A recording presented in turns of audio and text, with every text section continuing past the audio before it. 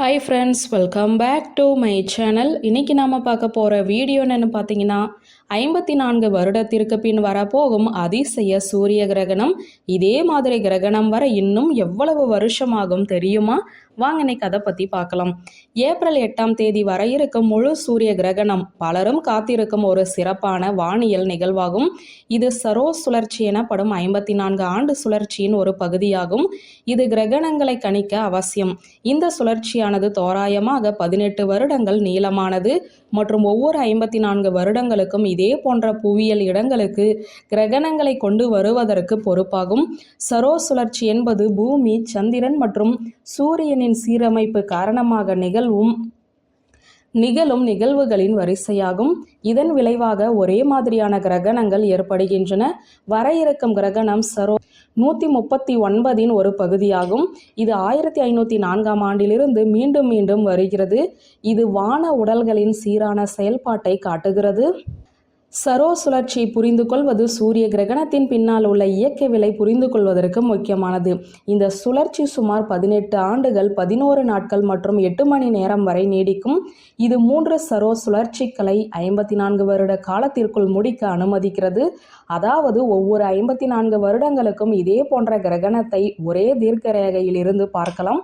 இந்த சுழற்சியின் துல்லியமானது வானியலாளர்கள் குறிப்பிடத்தக்க துல்லியத்துடன் கிரகணங்களை கணிக்க அனுமதிக்கிறது.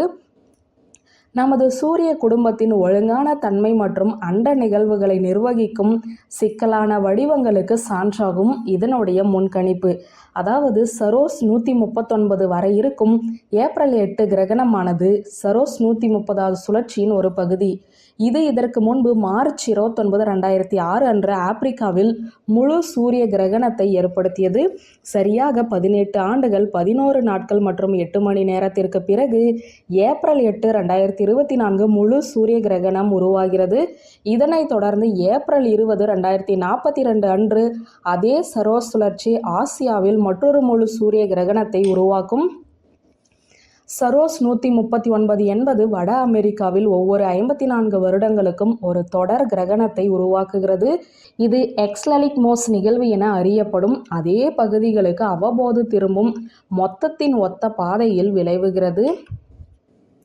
ஏப்ரல் 8 கிரகணத்திற்கான முழு பாதையானது ஒரு குறுகிய பாதையாக இருக்கும். இந்த கிரகணத்தின் போது சூரியனை முழுமையாக மறைக்கும். இந்த பாதை வட அமெரிக்கா முழுவதும் நீண்டு சுமார் 115 மைல் அகலத்தில் நிழலை வீசும்.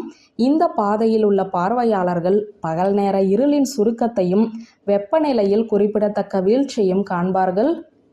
சூரியனின் கரோனாவை காண இது ஒரு தனித்துவமான வாய்ப்பாகும். எக்ஸெலிக்மோஸ் சுழற்சி என்பது சரோஸின் நீட்டிப்பாகும். இது 3 சரோஸை உள்ளடக்கியது. இது 54 ஆண்டுகள் மற்றும் 33 நாட்களாகும். இந்த நீடிக்கப்பட்ட காலத்திற்கு பிறகு ஒரே மாதிரியான மொத்த பாதை மீண்டும் அதே பிராந்தியத்திற்கு வருவதை இந்த சுழற்சி உறுதி செய்கிறது.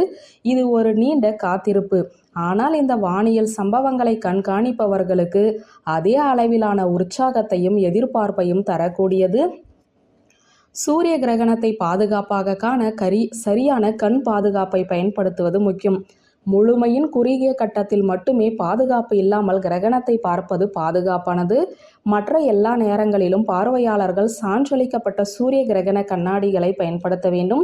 இந்த கண்ணாடிகள் தீங்கு விளைவிக்கும் சூரிய கதிர்வீச்சிலிருந்து கண்களை பாதுகாக்க வடிவமைக்கப்பட்டுள்ளன.